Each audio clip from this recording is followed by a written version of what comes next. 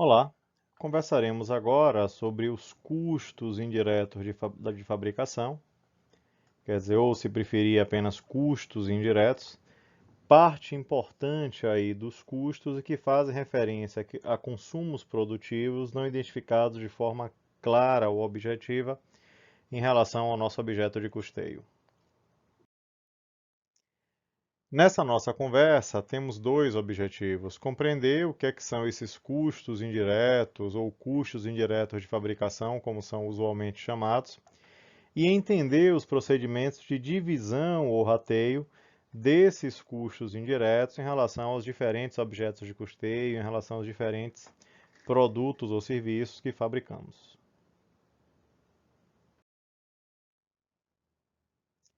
Quando vamos tentar entender a característica aí de um custo indireto, então por custo entendemos a figura do consumo produtivo. Se foi consumido e foi consumido na elaboração de um produto ou serviço, podemos chamar de custo. Se eu não consigo identificar de forma clara quem consumiu, então se eu não tenho uma mensuração objetiva, aí eu posso chamar de indireto. E como a contabilidade de custos nasce no segmento industrial, então esses custos indiretos muitas vezes também são chamados de custos indiretos de fabricação. Quer dizer, lembrando que uma operação de serviço como um hospital é caracterizada por uma variedade grande de custos indiretos, mas o hospital não produz. Daí então a expressão CIF, ela acaba muitas vezes ficando restrita ao segmento industrial e a expressão CI, ou custo indireto, acaba tendo um uso mais polivalente e amplo. Então, quando vamos entender o custo indireto, quer dizer, de um modo geral, se ele é um consumo produtivo, ele precisa ser tratado como custo. Ora, mas se de repente o meu interesse é obter o custo total daquilo que eu produzo, quer dizer, identificar o custo total de cada um dos meus diferentes produtos, se eu tenho diferentes produtos, os custos diretos já estão identificados de forma clara e sem contra-argumentos, quer dizer, não tenho que discutir em relação aos custos diretos. Mas em relação ao custo indireto, quer dizer, se eu estou me preocupando com o registro normativo, esse registro normativo vai acabar impondo um custeio por absorção, quer dizer, uma característica do processo de custeio ou de acumulação aí das informações de custos que diz que a produção precisa absorver todos os gastos incorridos por ela. Logo, no ambiente industrial, os estoques precisam absorver todos os custos. E se porventura eu tenho a figura de custos indiretos, aí nesse caso não me resta outra alternativa. Então, em relação a esses custos indiretos, para eu poder fazer a sua transferência para os diferentes produtos que eu elaboro e vendo, eu vou ter que usar algum procedimento arbitrário, quer dizer, eu vou ter que usar alguma premissa para poder fazer esse rateio ou divisão. Então, o que é o rateio ou divisão de custos indiretos? É simplesmente aplicar uma regra de três, onde eu vou estabelecer alguma base de comparação e, mediante o uso aí das informações dessa base, eu vou fazer a divisão.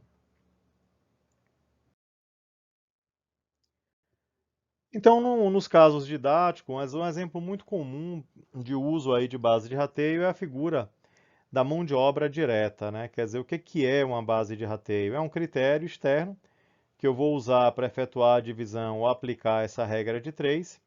E aí um critério que poderia ser usado e no ambiente didático é bastante empregado é a figura da mão de obra direta. O que é a mão de obra direta? É aquele esforço laboral produtivo que incorpora salários, encargos e benefícios, mas que é identificado de forma clara, direta, específica, objetiva em relação ao objeto de custeio.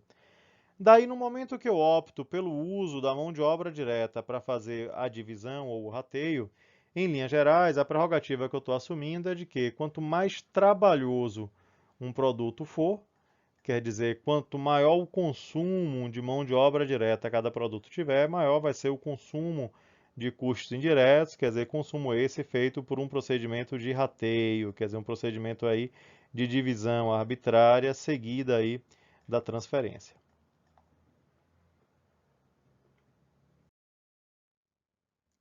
No exemplo didático de rateio, considere a situação de uma operação. Essa operação tem consumos produtivos não identificados de forma clara em relação aos objetos de custeio, quer dizer, tem custos indiretos da ordem de 700.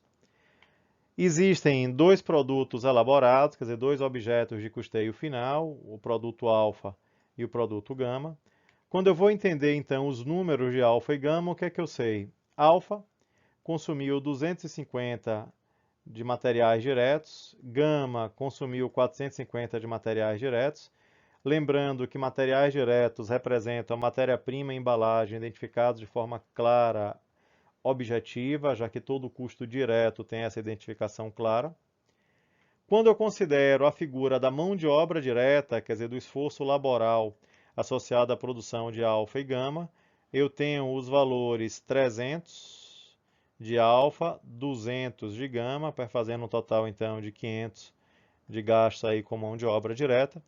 E aí, se de repente eu preciso dividir os custos indiretos entre alfa e gama, aí nesse caso, eventualmente eu poderia fazer essa divisão usando como base de rateio, como regra de 3 externa, os valores com mão de obra direta. Quer dizer, se eu uso a mão de obra direta, a prerrogativa que eu estou assumindo é de que quanto mais trabalhoso o produto for, maior seria o consumo dele de gastos estruturais representados aí por meio dos custos indiretos.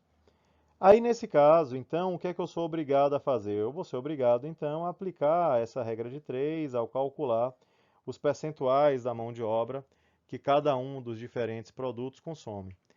Nesse caso, o que é que eu faria? Eu poderia fazer o total da mão de obra direta, nesse caso aqui 500, ser igual a 100%. Logo, se 500 é igual a 100%, 300 de 500 representaria 60%, 200 de 500, se eu fizer a divisão, eu vou achar 40%. Então, no momento que eu encontro esses percentuais, eu posso aplicar a nossa regra de 3, fazendo, então, a divisão dos custos indiretos.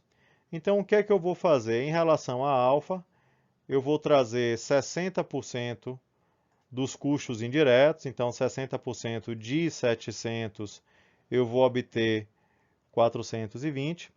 Idem em relação à gama, quer dizer, 40% de 700 eu vou obter 280. Então, quando eu faço isso, aplicando a regra de 3, eu tenho então a distribuição feita. Trouxe 420 para alfa, 280 para gama. E uma vez então que essa divisão ela tenha sido feita, nós podemos calcular o custo total de cada uma das duas linhas ou de cada um dos dois produtos. Então, nesse caso, quem seria aí o custo total? O custo total seria a soma dos componentes de custos. Então, se eu somo material direto, mão de obra direta e CIF, se eu somo material direto, mão de obra direta e CIF, aí eu tenho a composição do custo total. Então, o custo total de alfa seria 970, o custo total de gama seria 930. Quer dizer, essa apuração do custo total, ela foi feita efetuando a divisão dos custos indiretos com base num procedimento de rateio. Esse rateio demanda a existência de um critério externo para efetuar a divisão. Nesse caso, o critério externo foi a mão de obra direta. Caso essa base de rateio, esse critério externo seja alterado, as informações sobre custos também serão alteradas. O procedimento de rateio ele é obrigatório sob o ponto de vista do custeio por absorção, se eu preciso custear a completude dos meus estoques, quer dizer, se eu preciso absorver nos estoques todos os gastos produtivos, ou seja, todos os custos, eu preciso efetuar o rateio. Só que ele traz uma série de desafios para o processo de tomada de decisão, como discutiremos em outras conversas.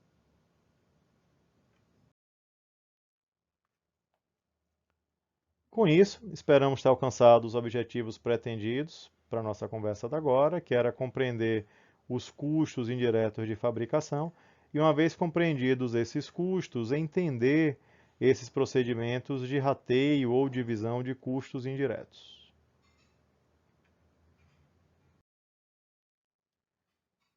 Bons estudos!